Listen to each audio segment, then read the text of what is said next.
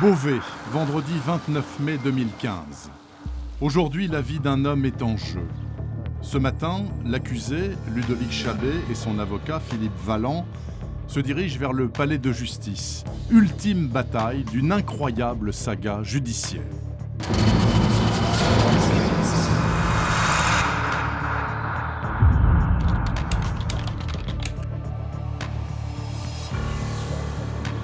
Depuis une décennie, ce pompier hurle son innocence en vain. Dans la valise que pousse l'avocat, il y a 10 années de procédure. Ludovic Chabet est accusé du meurtre de sa femme Françoise, un crime qu'il nie. Malgré cela, il y a 3 ans, il a été condamné à 12 ans de prison pour ce crime. Ce matin, il n'a pas été extrait de la maison d'arrêt car après 2 mois de détention, la justice l'a remis en liberté, estimant qu'il ne pouvait pas faire pression sur les témoins, qu'il y avait peu de chances de récidive.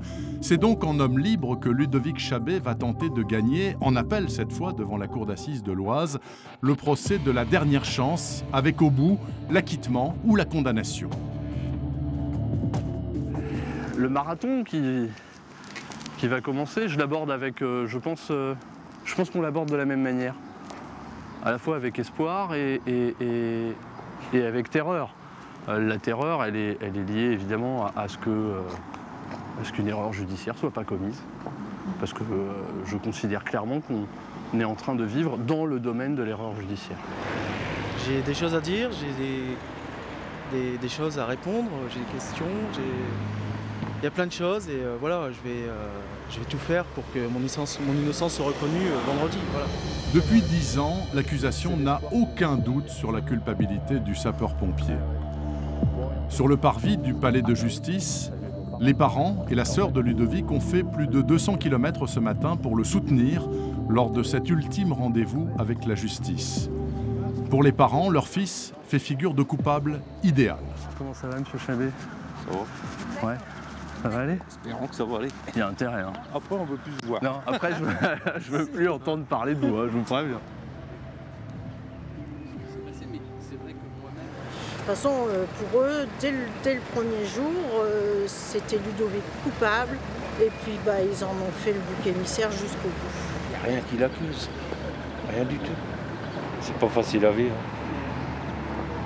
Ça fait 10 ans que ça dure. 10 ans, avec au final une enquête rocambolesque parsemée de fausses pistes et d'étranges interrogations. L'audience criminelle va s'ouvrir. Un procès attendu par la mère de la victime, convaincue de la culpabilité de son ex-gendre.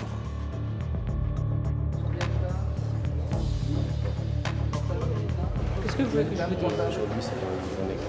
Qu'est-ce que vous voulez que je vous dise? Qu'est-ce que vous attendez? J'attends depuis 10 ans que la justice soit faite, c'est tout ce que je peux vous dire. Puis qu'elle soit juste. Voilà. Parce que ma fille, elle ne méritait pas de partir à 24 ans. Il n'y a personne qui a maîtrisé ça. On ne part pas bonne santé. Mes clients sont des gens simples, des gens qui souffrent. Depuis maintenant 10 ans, ils attendent de pouvoir enfin en terminer avec cette affaire. Dès le début de l'audience, une bataille s'engage entre les deux familles sur la place réservée à Ludovic Chabet. Habituellement, l'accusé se trouve dans le box. La famille de la victime estime donc qu'il doit y aller. Mais le pompier s'assoit aux côtés de son avocat car il comparaît libre, hors du box. Voilà qui devrait plaire au clan Chabet qui le croit innocent. Mais l'avocat général et l'avocat de la famille de Françoise ne sont pas d'accord.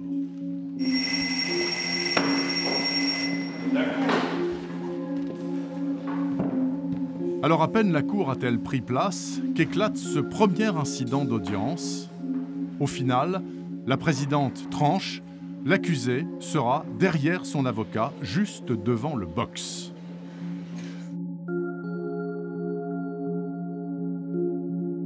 Mais comment cet homme, un sapeur-pompier exemplaire selon sa hiérarchie, comment s'est-il retrouvé devant la cour d'assises ?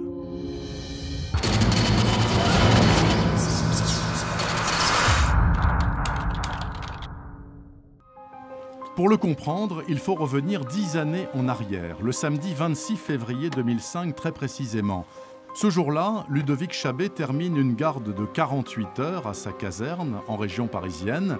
Peu avant 8 heures, il prend la route pour Humbercourt dans la Somme afin de retrouver sa femme Françoise, comme il le fait d'ailleurs depuis 6 mois. Je suis dans l'état d'esprit d'habitude, je veux dire, je quitte ma garde, voilà, je prends l'autoroute, je suis rentré comme d'habitude.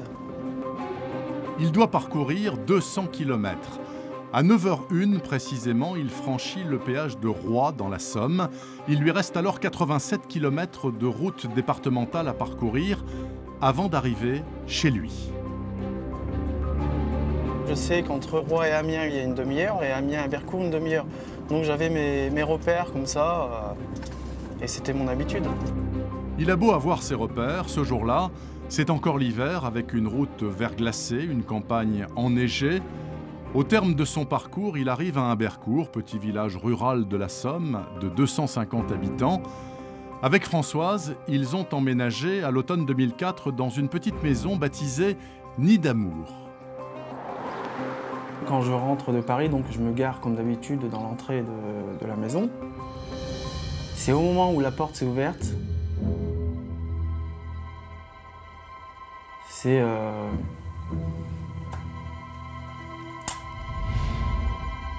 quand j'ai vu mon épouse par terre, c'est un cataclysme. Je me suis approché d'elle, elle était sur le ventre. Je l'ai... Excusez-moi. Je l'ai mise sur le dos. Pourquoi je l'ai mise sur le dos, je ne sais pas. Tout de suite, j'ai vu son visage qui était si anosé, avec un œil énorme. J'ai posé ma main sur son torse pour voir si elle respirait encore, mais je savais très bien qu'elle était morte.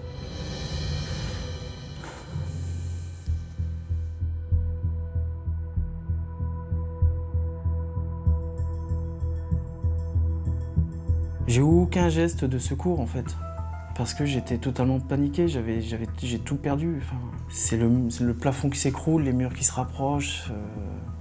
Enfin, c'est indescriptible ce qu'on peut vivre à ce moment-là. Qu'on soit pompier ou pas, je pense que... Je sais pas. Voilà, c'est... Je réagissais plus. C'est une attitude qui peut sembler incompréhensible de la part de ce secouriste chevronné chez les pompiers, un corps d'élite dont la devise est « sauver ou périr ». Pourquoi ce militaire formé et préparé à intervenir dans des situations d'extrême urgence, maîtrisant parfaitement les gestes qui sauvent, n'a-t-il rien tenté pour réanimer son épouse? Sa seule réaction est d'alerter les secours à 10h04. Je l'ai remise sur le ventre. Le seul réflexe que j'ai eu, c'était d'appeler les pompiers. J'ai appelé les pompiers et ensuite j'ai appelé ma mère, j'ai appelé mon capitaine qui était à Montreuil. Les secours interviennent à 10h15. C'est très rapide. Sur le carrelage de la salle à manger, il y a Françoise, 24 ans, vêtue d'un pyjama. Elle a des boules qui quièsent dans les oreilles. Pendant une demi-heure, les pompiers tentent de réanimer la jeune femme avant de constater son décès. Les gendarmes appelés sur place n'envisagent pas qu'un crime ait pu être commis dans cette maison, car celle-ci semble fermée de l'intérieur. Aujourd'hui, je ne peux pas vous dire si la porte a été ouverte ou fermée. Enfin, aujourd'hui, je ne peux pas. Je me souviens mettre la clé dans la serrure. Après, je ne peux pas vous le dire. Là, ça fait 10 ans, je ne me souviens plus. Les gendarmes ne constatent aucune trace d'effraction, encore moins de lutte, et ils trouvent sur un meuble une enveloppe contenant 500 €. L'autopsie va révéler que la jeune femme est morte étranglée. L'arme du crime, c'est son foulard. Les enquêteurs fixent le décès entre 9h et 9h45. Mais par qui cette jeune femme joyeuse et réservée sur sa vie privée a-t-elle été tuée ?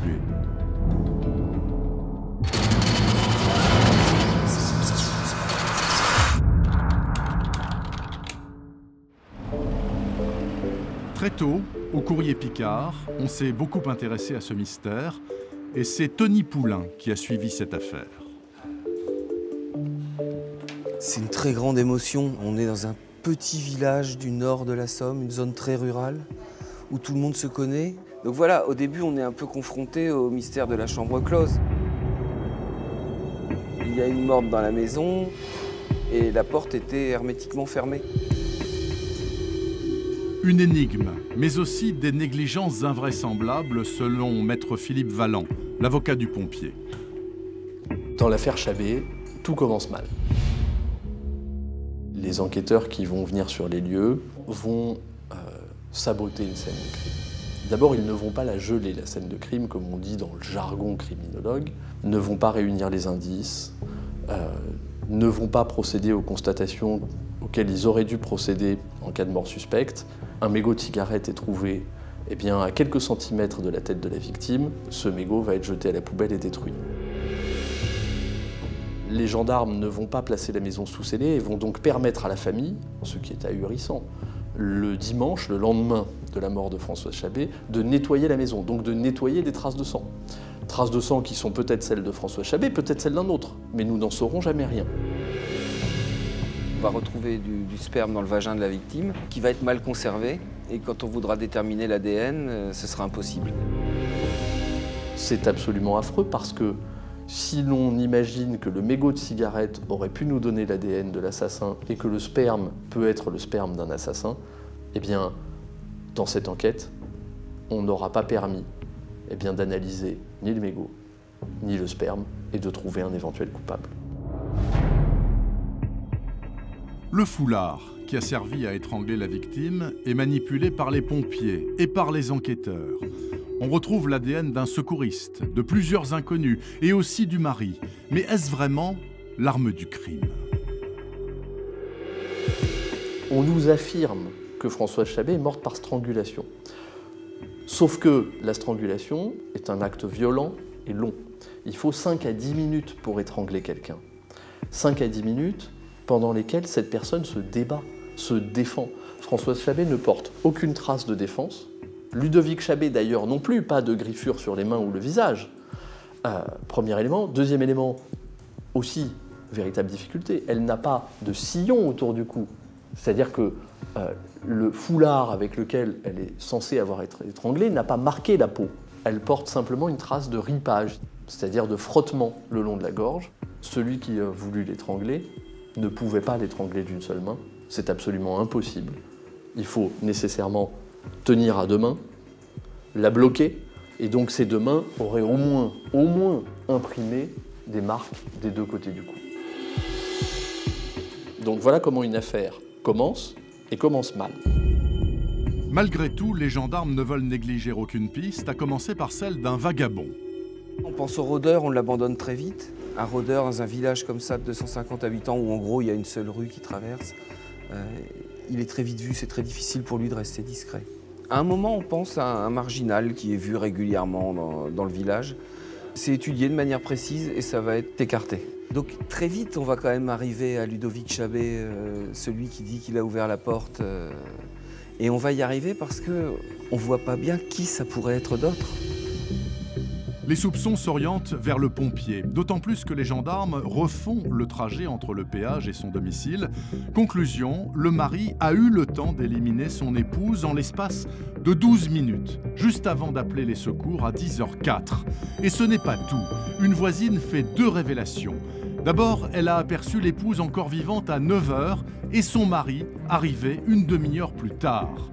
Les gendarmes placent le pompier sur écoute. En fait, les écoutes ont permis de voir qu'il fréquentait des sites de rencontres et puis qu'il a échangé des SMS avec une collègue de travail chez les pompiers de Paris, dans sa caserne. Des SMS assez explicites qui laissent imaginer qu'il y a une relation entre les deux. Je cherchais du réconfort. Voilà, il est arrivé ce qu'il est arrivé, on a eu cette relation sexuelle. Forcément, ça peut paraître, oui, ça peut paraître étrange. Mais et alors, enfin, et si j'avais couché avec 20 femmes avant, 10 femmes après, mais... Oui, ça fait de moi quelqu'un qui n'a pas de morale, d'accord. Mais ça fait pas de moi un criminel. Ce comportement de veuf joyeux, l'absence de gestes de secours aussi sur sa femme, plus un témoignage accablant, Ludovic Chabet est le suspect numéro 1. 2 mois après le crime, l'homme est auditionné. Quand je me suis présenté à la gendarmerie, ils m'ont dit « Monsieur Chabet, vous êtes en garde à vue ». On ne comprend pas pourquoi. Et dès le départ, j'avais senti que ça n'allait pas. Ils étaient agressifs, violents dans leurs paroles. Au début, le pompier explique aux gendarmes avoir découvert sa femme au sol en ouvrant la porte de leur maison. Mais le 3 mai, changement de version, il craque et il avoue le meurtre. J'étais complètement abasourdi, fatigué. Je venais de subir une garde à vue horrible. C'est comme si je signais un petit peu la fin de tout ça. Je me suis dit, tant pis, voilà. Une garde à vue et des aveux que conteste maître Philippe Valland, l'avocat de Ludovic Chabet. Au cours de cette garde à vue, qui est une garde à vue comme on n'en voit plus aujourd'hui, c'est-à-dire quasiment moyenâgeuse, hein, les gendarmes comprennent probablement dès la première journée qu'ils, n'ayant pas d'éléments matériels, ils ne tireront rien de Ludovic Chabet, à moins de réussir à le faire avouer. Et n'ayant aucune preuve, ils vont utiliser une vieille méthode digne de l'Allemagne de l'Est, qui va être d'aller chercher la mère et la sœur de Ludovic Chabet, les placer en garde à vue, montrer à Ludovic Chabet sa mère assise sur une chaise dans une pièce, de telle sorte qu'ils comprennent eh bien, que l'enjeu devient compliqué. Ils m'ont présenté ma mère à travers une vitre. Ils m'ont dit, voilà monsieur, maintenant, vous allez parler parce que sinon c'est eux qui partent. C'est eux qui partent pour 20 ans. Ils me faisaient croire que ma mère dormait dans une geôle à côté de moi.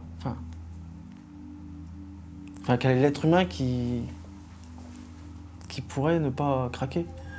Sauve-les, pour les sauver, à vous et à vous, n'importe quoi, c'est exactement ce qu'il va faire. Et donc il y a un officier qui est rentré, un officier de la gendarmerie. Il m'a dit, voilà, quand vous êtes rentré, il n'y a pas un jeu qui existait quand vous rentrez? J'ai dit, bah non, il n'y a pas de jeu. Alors, bon, alors les traces sur les tempes. Donc il a trouvé les coups. Donc il dit, vous mettiez pas de coups? Bah non, non. Et en fait, il a inventé l'histoire.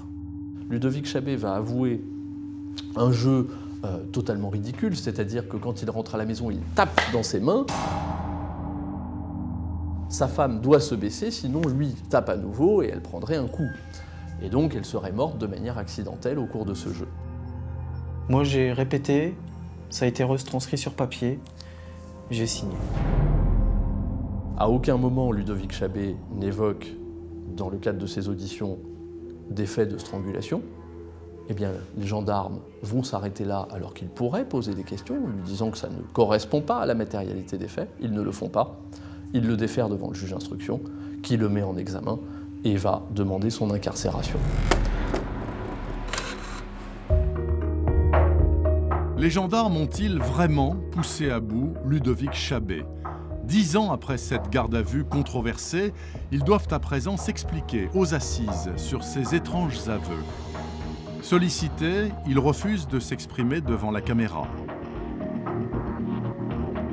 Alors que l'on s'interroge sur leur impartialité, curieusement, leur premier geste est de saluer les parents de Françoise Chabet, une proximité qui leur est reprochée.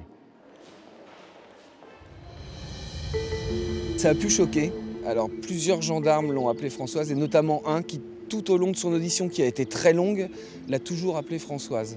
On sent une proximité. Il faut se dire qu'on est dans une zone rurale, dans des petits secteurs de gendarmerie où les brigades sont proches des habitants, et c'est d'ailleurs ce qu'on leur demande d'être. Peut-être, probablement, l'émotion d'avoir découvert le corps d'une jeune femme de 24 ans, ce que je peux comprendre.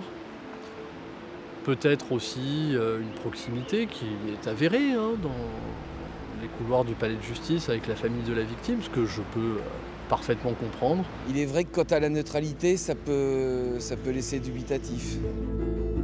À la barre, l'un des gendarmes reconnaît finalement un interrogatoire très particulier. Il aura fallu une journée entière pour que, enfin, le dernier gendarme reconnaisse les actes de pression qui étaient évidents au cours de la garde à vue. Par moments, on a vraiment envie de leur couper la parole, de leur dire mais non, c'est pas ça. Et le problème, c'est qu'on a vraiment un sentiment d'infériorité parce qu'on ne peut pas le faire, on ne peut pas leur couper la parole. Et ça, c'est très difficile.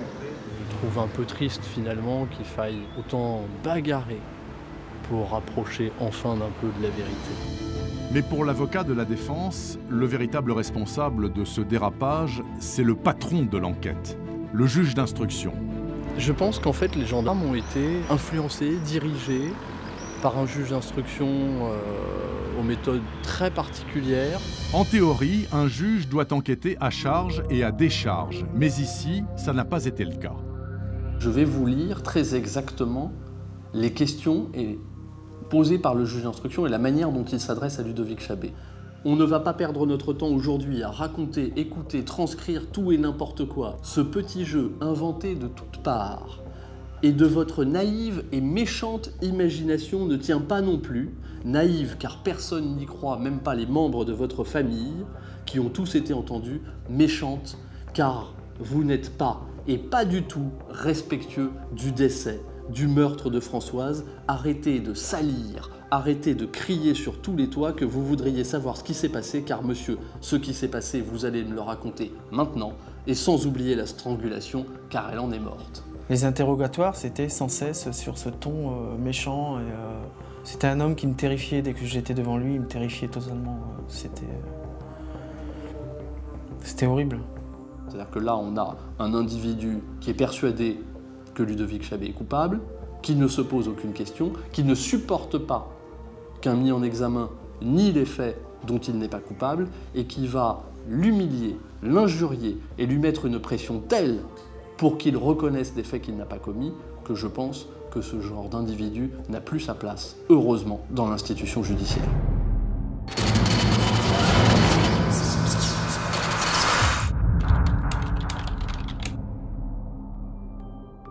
Après ses aveux, entre guillemets, Ludovic Chabé est revenu à sa première version. Lorsqu'il est rentré chez lui, il a découvert le corps de sa femme sans vie, mais la justice ne le croit pas. Alors pour dénicher un mobile, les enquêteurs explorent l'intimité du couple. Françoise et Ludovic se sont rencontrés au lycée. Le couple s'est marié en septembre 2002. 2 ans plus tard, il s'installe à Humbercourt. Le couple formé par Ludovic et Françoise Chabé, c'est presque une image d'Épinal. Quand on lit le dossier, on se dit même que c'est un couple trop sage pour son âge, dont les loisirs consistent à retaper la maison et à rendre visite aux beaux-parents ou aux parents chaque week-end. Ils sont décrits comme amoureux, tendres l'un envers l'autre, courageux, travailleurs, respectueux des aînés. On peut dire aussi que tout ça manque de folie, d'imprévu. L'image du couple n'est pas aussi lisse que le pense son entourage. 1 mois avant sa mort, Françoise sombre dans une lourde dépression. J'ai essayé de comprendre, savoir d'où ça venait. Elle me disait non, c'est passager, t'inquiète pas. Donc j'ai mis ça sur le compte du travail. Vu qu'entre nous, il n'y avait pas de changement, dans la famille, il n'y avait pas de pression, entre amis, il n'y avait rien. Donc je lui ai dit, écoute, on va aller voir un médecin. Le médecin lui avait prescrit du Stilnox pour essayer de dormir et un arrêt de travail. Ces crises de pleurs, c'était en dents de scie. Et c'est très difficile à emmagasiner, le fait de voir son épouse pleurer et de ne pas savoir pourquoi. Elle avait un secret, sûrement, elle n'a jamais voulu me le dire. Et ça, c'est difficile.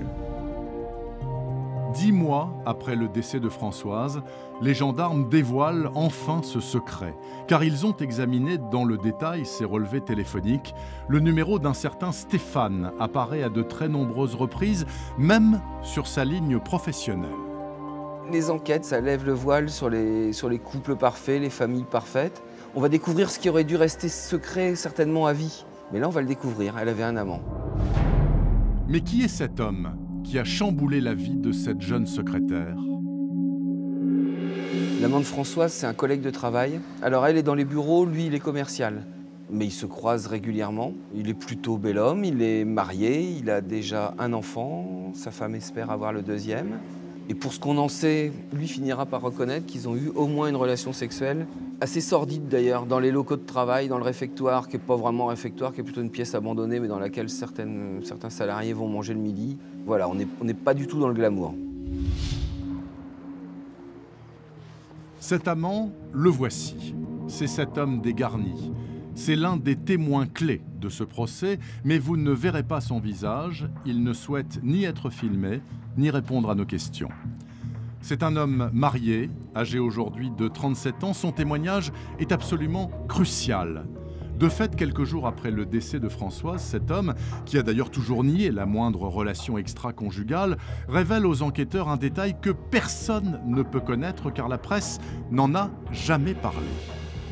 Il y a une chose qui, a posteriori, va choquer, c'est que de manière spontanée, il va dire « mais elle portait souvent un foulard et puis d'ailleurs, même moi je l'ai mis sur ma tête une fois parce qu'on s'amusait avec ». Ce foulard dont il parle n'est autre que celui qui a servi à étrangler Françoise Chabé. Et ça fait tiquer parce que ça ressemble beaucoup, je suis très prudent, mais ça ressemble beaucoup à une justification d'une trace ADN sur le foulard. Or, il va s'avérer qu'il n'y a aucune trace d'ADN de l'amant sur le foulard. Mais pourquoi l'amant craint-il de voir son ADN sur le foulard, qui semble être l'arme du crime?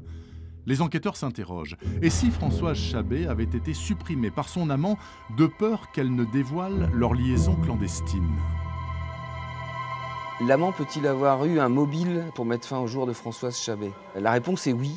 Si on s'en tient à un coup de fil de 12 minutes qu'il a eu avec Françoise Chabé le soir du 2 février. Parce que le 2 février, c'est la date à laquelle la femme de l'amant apprend que le bébé qu'elle porte et dont on lui avait dit qu'il ne serait pas viable, va vivre. On imagine que ça peut être un déclic pour que l'amant décide de mettre fin à sa liaison avec Françoise. Ils se téléphonent, c'est leur plus long coup de téléphone, pendant 13 minutes. Après le 2 février, il n'y a plus aucun appel entre eux. Et Françoise Chabé va, à compter du 2 février, plonger dans une dépression nerveuse. Elle a des crises de larmes, et puis 48 heures avant sa mort, elle va fondre en larmes sur son lieu de travail et elle va dire à un de ses collègues qui s'inquiète d'elle, elle va dire « plus rien ne sera comme avant ». Ça laisse penser d'abord que la relation, elle ne s'est pas cantonnée à une étreinte furtive dans les locaux de travail en novembre, qu'elle a duré. Et une relation qui dure, une relation non seulement sexuelle mais aussi sentimentale, ça colle beaucoup plus à la personnalité de Françoise. Mais l'amant a un alibi. Le matin du samedi 26 février 2005, il posait du carrelage, un alibi confirmé par son épouse. Mon enfant n'allant pas à l'école et nous ne travaillant pas, nous n'avons pas fait sonner le réveil. Je pense que nous nous sommes levés vers 8 heures. Nous avons déjeuné ensemble, puis Stéphane a mis en route le carrelage du plan de travail dans la cuisine. Je l'ai aidé et je suis restée avec lui toute la matinée. Nous ne sommes pas sortis ce matin-là. Une épouse qui vient au secours de son mari. Pour Maître Valland, la ficelle paraît un peu trop grosse. Stéphane est un menteur. Son épouse également ment. Ils mentent à la barre. Je veux dire, elle invente surtout, c'est-à-dire qu'au-delà du mensonge, vont inventer une multitude de détails qu'on ne leur a même pas demandé. Détails dont on sait qu'ils sont absolument faux. Cet homme pourrait tout à fait comparaître à la place de Ludovic Chabé. Et il en a évidemment conscience. 10 ans de concertation frauduleuse, mais en même temps, que l'épouse protège le mari, c'est compréhensible, ça ne l'innocente pas. Le couple a-t-il menti, comme accuse l'avocat de la défense? La question se pose, car lors des écoutes téléphoniques, l'amant et sa femme semblent s'être mis d'accord sur une version à donner aux gendarmes. Après, quand l'amant va être placé sur écoute, les discussions qu'il peut avoir avec sa femme ou avec sa belle-sœur peuvent faire penser à la fabrication d'un alibi.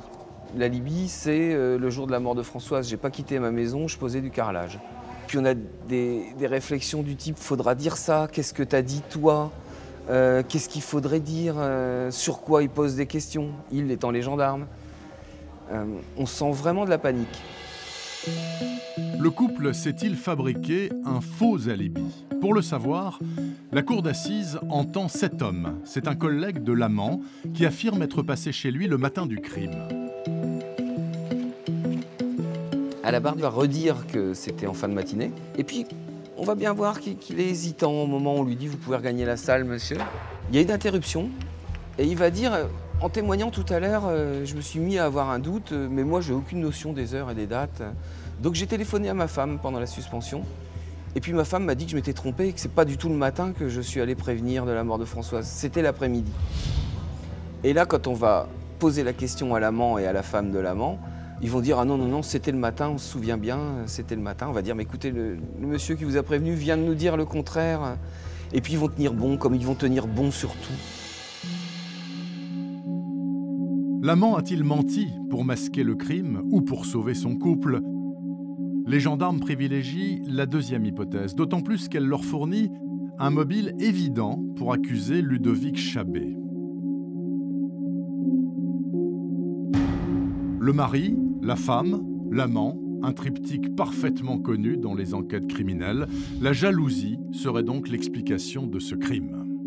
Et donc si elle avait un amant, Ludovic Chabé pouvait connaître l'existence de l'amant. Et s'il connaissait l'existence de l'amant, il pouvait être maladivement jaloux. Et donc là, on a un mobile. Une jalousie qui n'aurait pas échappé à la sœur de Françoise. Quant à Ludovic, pour moi, il était fort jaloux. Lorsque ma sœur achetait des vêtements un peu sexy, genre mini-jupe, il lui disait qu'elle n'avait pas à mettre ce genre de vêtements pour côtoyer des fermiers. Pour l'accusation, le scénario du crime est désormais presque parfait. Ce matin-là, Ludovic Chabé quitte la caserne peu avant 8 heures. Selon les enquêteurs, il a eu le temps d'effectuer 200 km en moins de 2 heures pour arriver avant 10 heures à Humbercourt. Françoise, elle, se serait levée tôt. Quand Ludovic pénètre dans la maison, elle lui avoue son infidélité. Il la frappe violemment. Françoise tombe au sol. Il l'étrangle avant d'appeler les secours à 10h04. Selon les légistes, Françoise Chabé est morte entre 9h et 9h45. Et pour enfoncer le clou, il y a cette voisine qui dit avoir aperçu Françoise entre 9h et 9h30 et affirme de plus avoir vu Ludovic arriver à 9h30. Ludovic Chabé est donc condamné en juin 2013 à 12 ans de réclusion par la cour d'assises de la Somme.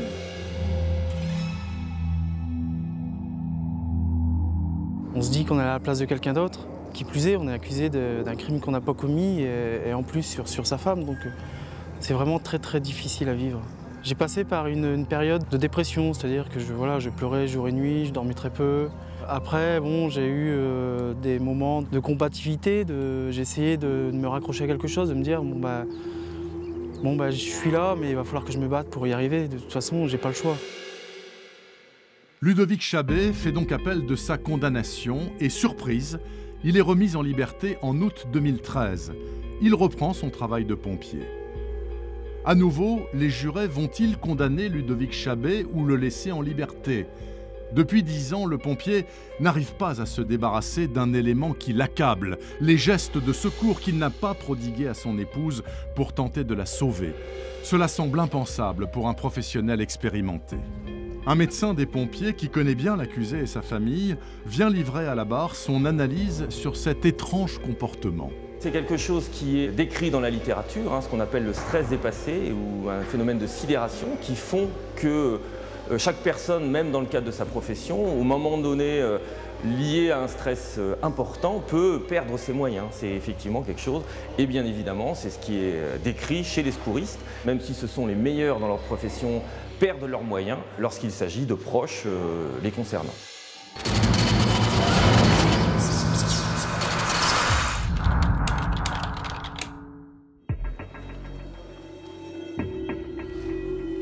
Une attitude certes critiquable, mais qui, selon la défense, ne doit pas masquer le point essentiel de ce dossier, l'heure de la mort de la victime.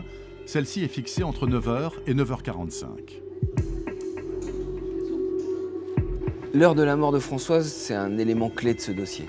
Est-ce que Ludovic Chabé a pu être revenu à temps à Humbercourt pour tuer sa femme et prévenir les secours?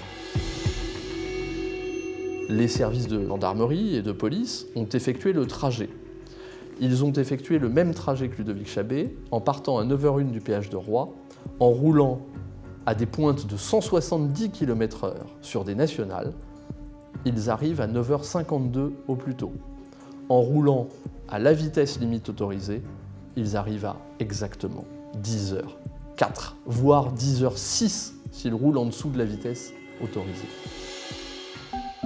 Selon l'accusation, Ludovic Chabé a dû rouler à taux tombeau ouvert pour regagner sa maison et étrangler son épouse. C'est une version plausible, car le matin du crime, le pompier a été repéré par cette voisine à 9h30. Une voisine qui jure avoir vu une demi-heure plus tôt la victime encore vivante. Mais ce témoin est-il crédible ? Le témoignage de la voisine, il va sembler très faible quand elle va venir témoigner devant la cour d'assises de l'Oise. Maître Valland, on va l'interroger de manière assez serrée et au final, son témoignage va paraître très faible. Cette dame est diabétique, donc a des problèmes de vue manifestes, mais là, on est à 92 mètres, quasiment la distance d'un terrain de football, et derrière une petite fenêtre, elle aurait vu, à une heure qu'elle donne, 9h, 9h30, alors même qu'elle ne porte pas de montre, Françoise Chabé, elle est certaine que c'est Françoise Chabé, derrière cette fenêtre. Ce qui est extraordinaire, c'est que cette dame va venir indiquer au début qu'elle ne sait pas comment était habillée Françoise Chabé, puis réauditionner, elle dira que Françoise Chabé était habillée en pyjama et qu'il s'agissait d'un pyjama de couleur claire. Au moment de cette reconstitution, elle indiquera aux services de police et de justice que non, le pyjama n'était pas de couleur claire, mais qu'il était de couleur marron. Je suis certain que cette femme, d'abord, ment, mais des mensonges éhontés, et qu'elle ment aussi et surtout parce qu'on lui a rendu visite à de nombreuses reprises pour espérer qu'elle réussisse à recracher quelques éléments qui viendraient coller à la théorie de l'accusation. C'est donc un témoignage absolument mensonger et qui, à mon sens, mériterait d'être poursuivi devant un tribunal correctionnel. Si la voisine s'est trompée ou a menti, cela ne signifie pas pour autant que Ludovic Chabé est innocent. Jusqu'à présent, les légistes ont été formels sur l'heure de la mort aux alentours de 9h30. Mais à l'audience va survenir un véritable coup de théâtre. L'un des experts estime que l'heure du décès n'est pas celle que l'on croit depuis 10 ans. En effet, aucun d'entre eux n'a comptabilisé un élément fondamental, le temps de réanimation effectué par les pompiers sur la victime, et ça change tout. C'est le point crucial. Je veux dire, je pose la question, elle est limpide à l'expert. Avez-vous inclus dans votre rapport d'expertise le temps de réanimation pour le déduire de l'heure de la mort? Il me dit « Ah non, oups, j'ai oublié ». Et il s'agit quand même d'un expert nationalement reconnu. Et quand je refais le calcul avec lui à partir des paramètres que sont les siens, eh bien j'arrive à une heure de la mort, au maximum à 8h30. Alors je lui dis « Mais monsieur, si je dis que l'heure de la mort est à 8h30, est-ce que je suis à côté de la plaque ?» Et il répond à la cour d'assises, à moi-même évidemment, « Non, maître. » Et ça, je ne vois pas comment une cour et un jury peuvent le balayer, et je ne comprends pas comment une accusation a pu passer à côté de cela.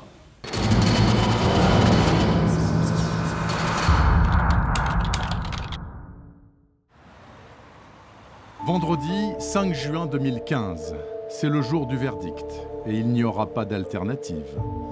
La vie de Ludovic Chabé va basculer dans un sens ou dans l'autre. Va-t-il repartir en prison ? L'homme apprécie le moment présent, peut-être ses dernières heures de liberté. Ses collègues, plusieurs pompiers de sa brigade, sont venus l'épauler.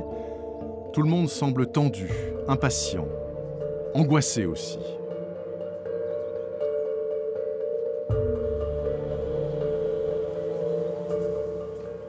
Qu'est-ce que vous attendez de cette journée ? Non pas que la vérité éclate, parce qu'on saura vraiment un jour, mais au moins qu'ils reconnaissent que, avec tous les éléments qu'ils ont, que Ludovic n'y est pour rien. C'est la plus dure journée, c'est très dur.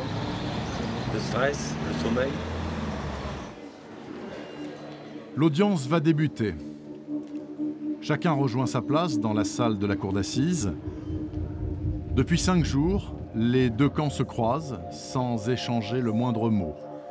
2 familles, 2 vérités. La parole est donnée à l'avocat de la famille de Françoise. Lui n'a aucun doute. Le mari jaloux est coupable. Il n'a manifesté aucune tristesse à la mort de sa femme et il a menti aux enquêteurs. Les 6 jours d'audience ont confirmé à vos yeux les mensonges de M. Chabé? Absolument. Sinon, je ne parlerai pas comme ça. Je suis là pour essayer de faire en sorte que cette décision soit une décision de vérité, en évitant les pièges des mensonges, des contradictions de Chabé qui polluent ce dossier encore une fois. C'est l'heure du réquisitoire. Pour l'avocat général, le coup de théâtre sur l'heure de la mort ne change absolument rien. Le seul qui a pu commettre ce crime, c'est le mari. Comment ? On ne le saura jamais, dit-il. Mais tout l'accuse. Le créneau horaire, le témoignage de la voisine, l'absence d'effraction. À ses yeux, cette affaire, en fait, n'est qu'un drame passionnel, un mari jaloux qui n'a pas supporté l'infidélité de son épouse. Le magistrat réclame 18 ans de réclusion criminelle. L'audience est alors suspendue. L'accusé, déjà condamné à 12 ans lors de son premier procès, fond en larmes. Ludovic Chabé a peur. Son avocat tente de le réconforter. Sa tâche s'annonce difficile. Lors de l'enquête, il n'avait pas obtenu le non-lieu, puis il avait échoué au premier procès. Désormais, il n'a plus le droit à l'erreur. Il faut convaincre les jurés maintenant. Qu'est-ce que vous êtes en train de préparer?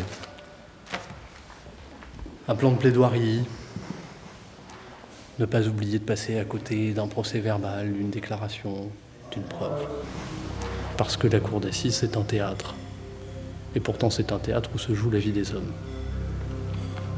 La vie d'un homme est entre ses mains. À lui de convaincre la cour d'assises de ne pas commettre une erreur judiciaire.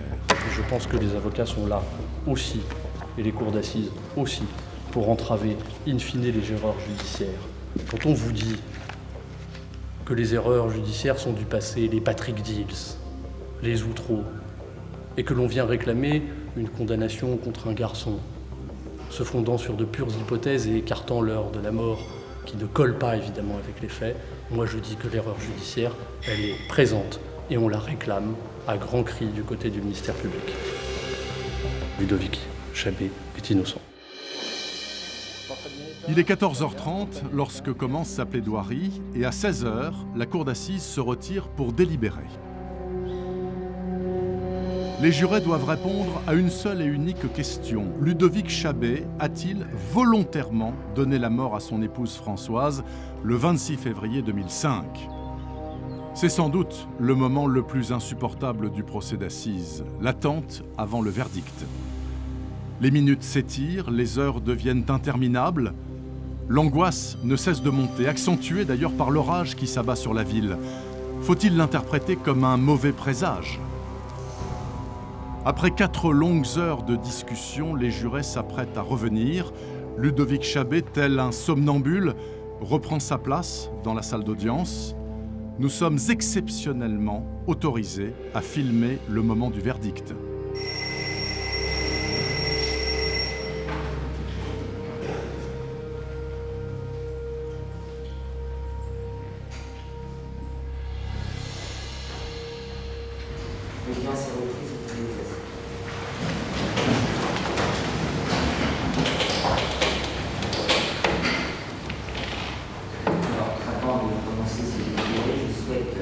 Indiquer que je ne souhaite dans la salle aucune manifestation de quelque sorte qu'elle soit.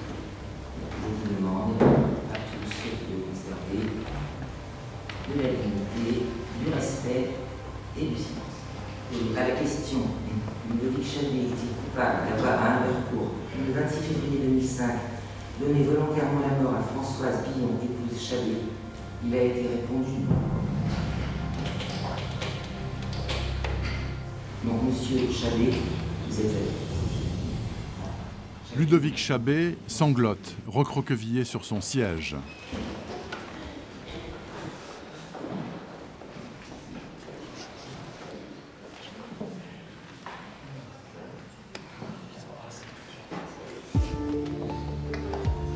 La tension contenue tout au long du procès explose enfin. Et si les larmes coulent sur les visages de la famille Chabé, la famille de la victime, bien entendu, est sous le choc. Celui qu'elle considérait comme le meurtrier est innocenté. Elle repart sans un mot, mais avec une question. Qui a tué Françoise ?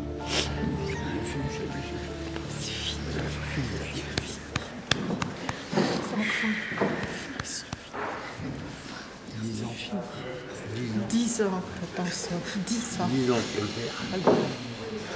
Enfin, j'ai été entendu. Enfin. Vous avez eu peur quand vous les avez vus rentrer? Ouais. C'est insoutenable. C'est insoutenable d'attendre comme ça. Ça y est, on va pouvoir vivre normalement. Vivre normalement.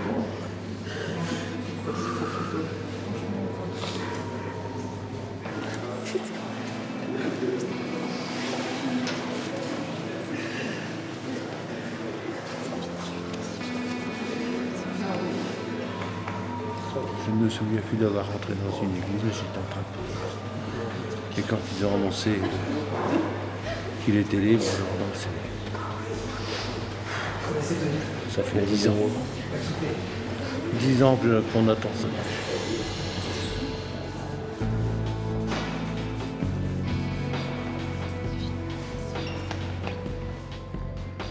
C'est au bras de sa mère que Ludovic Chabet quitte le tribunal, blanchi à jamais par la justice.